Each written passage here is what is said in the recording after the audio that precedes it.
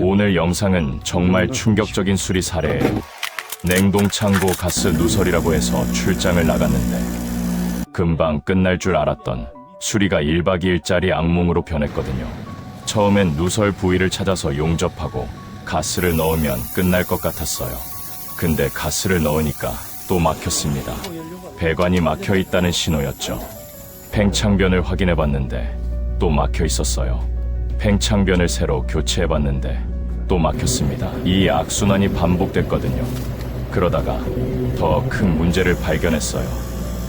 펌프가 진동을 심하게 일으키면서 배관이 자꾸 갈라지고 있었거든요. 누설, 막힘, 용접, 또 누설의 반복이었습니다. 결국 실외기 전체를 새로 교체해야 했어요. 그리고 다음날 또 막혀 실내기를 질소 한 통을 완전히 다 써가면서 강하게 불어냈습니다. 그 다음부터는 이상 있다는 연락이 없었어요.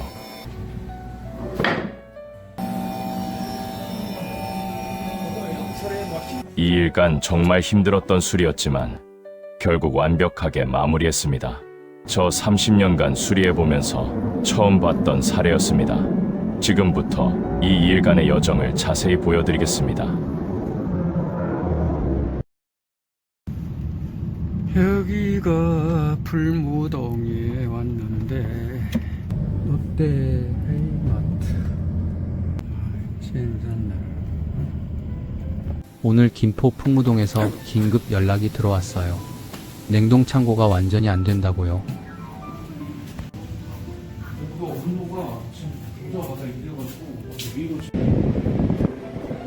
안 되네. 냉동 온도가 영상 3도면 한참 안 됐다고 봐야죠. 딜레이로 돼 있어. 일단 실외기부터 확인해보기 위해 분해를 시작했어요. 분해해보니 바닥에 오일이 흥건하게 고여있더라고요. 이건 바로 판단이 났습니다. 가스 누설이 계속되고 있었던 거예요. 누설 부위를 찾기 위해 더 자세히 살펴봤어요. 컴프레서 저압으로 들어가는 배관 부분을 점검했거든요. 그 부분을 보니 문제가 명확했습니다. L자 모양으로 꺾인 부분이 있었는데 거기가 푸식돼서 구멍이 난 게 아니었어요. 일자로 금이 간 상태였거든요. 그래도 누설 부위를 바로 찾아낼 수 있었어요. 이제 해결책이 보였거든요. 이 부분을 용접하고 가스를 넣으면 끝날 것 같다고 생각했습니다. 그런데 작업을 하면서 한 가지 의문이 계속 떠올랐어요. 어떻게 냉동인데 로터리 컴프레서를 설치했을까? 30년을 넘게 수리하면서 처음 봤거든요. 로터리 컴프레서는 에어컨에 쓰는 컴프인데 어떻게 냉동 장비에 사용하냐고요. 정말 이해가 안 가더라고요. 에어컨과 냉동은 완전히 다른 환경이거든요. 에어컨은 실내 온도를 조절하는 정도지만 냉동은 영하 15도, 영하 20도 같은 극저온 환경에서 작동해야 해요. 로터리 컴프는 그런 환경에서 버틸 수 없습니다. 진동도 크고 안정성도 떨어지거든요. 처음 보는 상황이었어요. 비용을 아끼려고 부적절한 부품을 설치한 건 아닐까 생각했습니다. 생각해보니 이유가 명확했어요. 일반 냉동용 왕복동 컴프레서와 로터리 컴프레서는 가격 차이가 거의 3분의 1 정도거든요. 로터리 컴프가 훨씬 싼 거예요. 그렇다면 높은 마진을 보고 설치한 거겠죠. 비용을 아껴서 이득을 취하려고요. 어떻게 저런 걸 설치하고도 양심이 없을까 싶었어요. 2년도 안 되어서 이렇게 하자가 나오는데 말이에요. 냉동창고는 식품을 보관하는 중요한 시설이거든요. 그 시설에 저런 부품을 설치하고서 책임을 질 생각은 없으신 건가 싶었어요. 진짜 대단한 사람들입니다. 그래서 사장님에게는 이 말씀 안 했습니다. 속상할까봐요. 누설 부위를 용접하고 이제 제대로 용접이 됐는지 확인해야 했거든요. 고압을 넣어서 누설 검사를 시작했어요. 누설 검사는 간단해요. 고압가스를 넣고 비누 물을 배관에 뿌려서 거품이 나오는지 보는 거죠. 거품이 나오면 누설이 있다는 뜻이고 안 나오면 제대로 용접된 거예요. 검사 결과는 이상 없었습니다. 이제 다음 단계로 들어갈 수 있었어요. 진공 작업에 들어가겠습니다.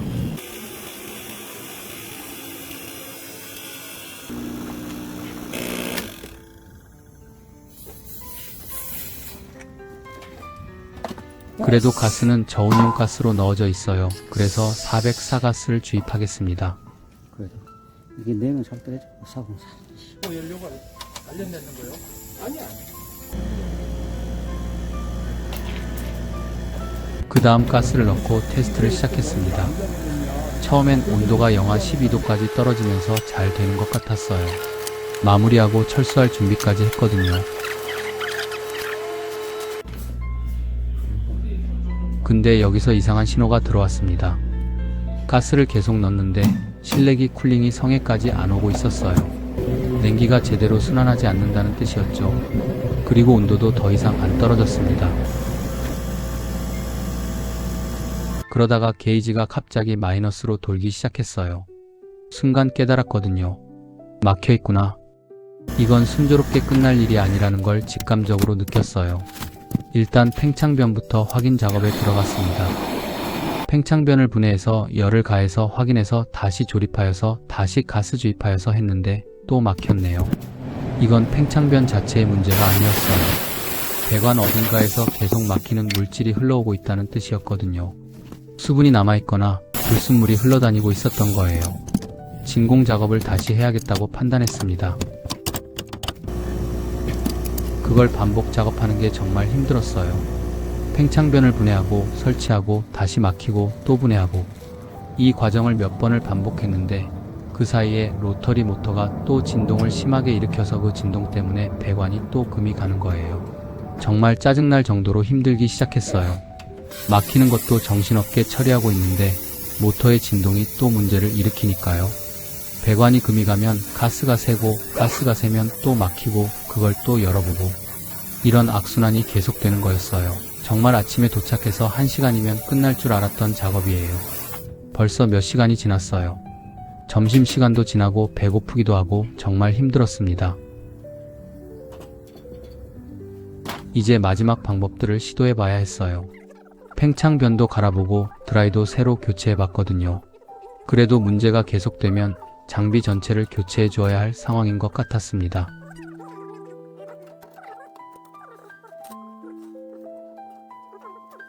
근본원인이 뭔지 다시 생각해봤어요. 모터가 진동이 심해서 또 금방 배관이 금이 가고 있었거든요. 그리고 수분이 배관 전체로 다 퍼져 있으면서 순환하면서 막혀있는 것 같았어요. 이건 단순히 팽창변이나 드라이로는 해결이 안 되는 상황이었습니다. 그래서 결론은 실외기를 교환하기로 했습니다. 결국 실외기를 새로 교체했어요. 로터리 모터의 진동 문제, 배관의 반복적인 손상, 수분으로 인한 계속된 막힘. 이 모든 걸 한 번에 해결하려면 실외기 전체를 새 것으로 교체하는 수밖에 없었거든요. 새 실외기를 설치하고 다시 가스를 충전했습니다. 그리고 작동을 시켜봤어요. 이번엔 달랐습니다. 냉동창고가 다시 제 역할을 되찾기 시작했거든요. 실내기 쿨링도 성에까지 제대로 올라오고 온도도 잘 떨어지더라고요. 영하 15도까지 정상적으로 내려갔습니다. 이렇게 끝마치고 돌아왔는데 다음날 아침 또 연락이 들어왔어요. 아침에 온도가 또 안 떨어진다고요. 이제 문제가 실내기 쪽에 있는 것 같았습니다. 배관 전체에 수분과 불순물이 남아있을 거라고 판단했거든요. 질소로 강하게 불어서 깨끗이 청소해 보기로 했어요. 만약 또 막히면 실내기도 교체해 주기로 준비까지 했습니다. 그리고 질소 한 통을 완전히 다 써가면서 강하게 불어냈어요. 실내기 안에 모든 불순물이 다 나올 때까지요. 그 과정에서 정말 많은 오일이 흘러나왔거든요. 그 뒤로 다시 작동을 시켜봤습니다. 이번엔 정말 달랐어요. 냉동창고가 완벽하게 작동하기 시작했습니다. 온도도 설정대로 영하 15도까지 잘 내려가고 냉기 순환도 제대로 되더라고요. 그 뒤로는 이상 있다는 연락이 없었습니다. 2일 동안 정말 골 때린 술이었어요. 하지만 완벽하게 마무리할 수 있었습니다.